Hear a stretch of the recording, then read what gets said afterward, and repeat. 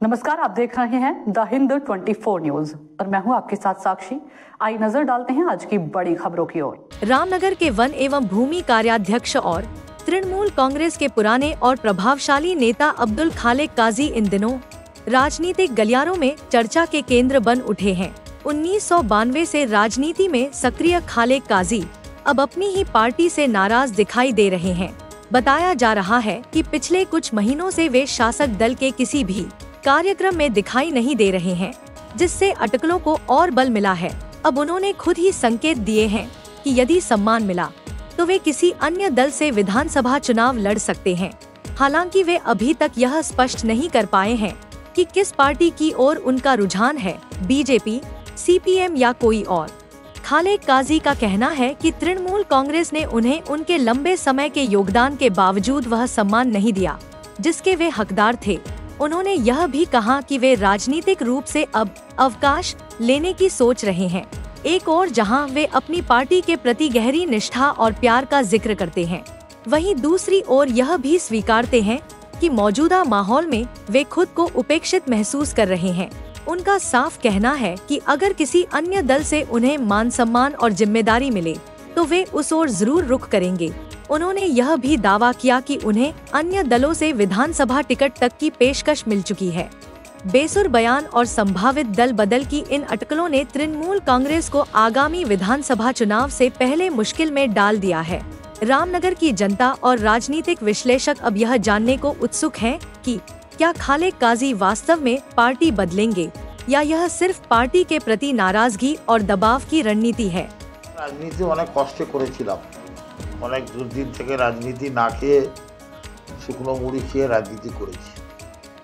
সুতরাং এখন যা রাজনীতি চলছে সব সিপিএমদেরকে তুলে এনে রাজনীতিতে ঢুকিয়ে দিয়েছে, দলের মধ্যে একটা বিভাজন সৃষ্টি করছে।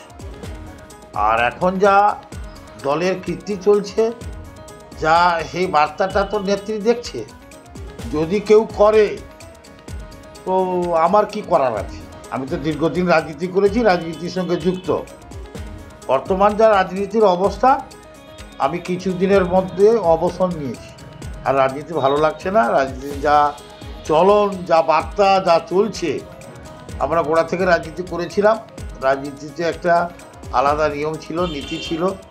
এখন কোনো নীতি টিতি নেই, তাই রাজনীতি থেকে অবসর নিয়েছি। আর যদি কোনো দাপুটে নেতা নামেই আপনি বিখ্যাত, সেই জায়গায় দেখা যায় শাসক দলের বিভিন্ন মিটিং মিছিলে আপনাকে তেমনভাবে এখন আর সক্রিয় দেখা যাচ্ছে না। আপনি নিজেই বলছেন যে রাজনৈতিকভাবে অবসর নেবেন। সেই ইস্যুটা কি এখন বিরোধীরা কাজে লাগিয়ে আপনাকে পরবর্তী ভোটে টিকিট দেবে বলে বিভিন্ন মহলে বলছে বা গুঞ্জন শোনা যাচ্ছে? দেখুন, রাজনীতি দীর্ঘদিন করেছি, এটা ঠিক। তখন রাজনীতি করতে একটা আরাম ছিল। তখন আমরা উপর মহলের নির্দেশ মেনে চলতাম। এখন রাজনীতিতে কোনো শৃঙ্খলা নেই। যে যার বড় বড় নেতা ওই হাওড়াহাট থেকে 25 টাকা 30 টাকার চোস্তা পাঞ্জাবি খরিদ করে এনেছে, সব চোস্তা পাঞ্জাবি পরে সব নেতা। কিন্তু দেখবেন এদের পায়ের নিচে মাটি নেই।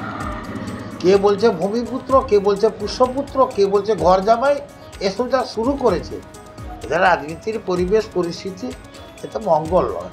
এবং যারা করুক না কেন, সব অসভ্যতা। এটা কোনো ঠিক নয়, এটা কোনো রাজনীতির কথা নয়, অসভ্যতা। তাই আমাকে ভালো লাগে না। আমি দীর্ঘদিন রাজনীতি করেছি, যে দলে কোনো শৃঙ্খলা নেই, আমি চুপচাপ হয়ে গেছি, চুপচাপ বসে আছি। চুপচাপ দেখে যদি কেউ দল আমাকে অফার দেয়, আমি তো কোনো মতামত দিইনি, তাতে আরও আমার দোষ কী? কেউ যোগ্য মনে করেছে অফার দিচ্ছে। না, আমি বলছি তো, সেটা সময় কথা বলবে। দলের যেরকম সম্মানে ছিলাম, দল করছিলাম, দল। देखते रहिए द हिंद 24 न्यूज।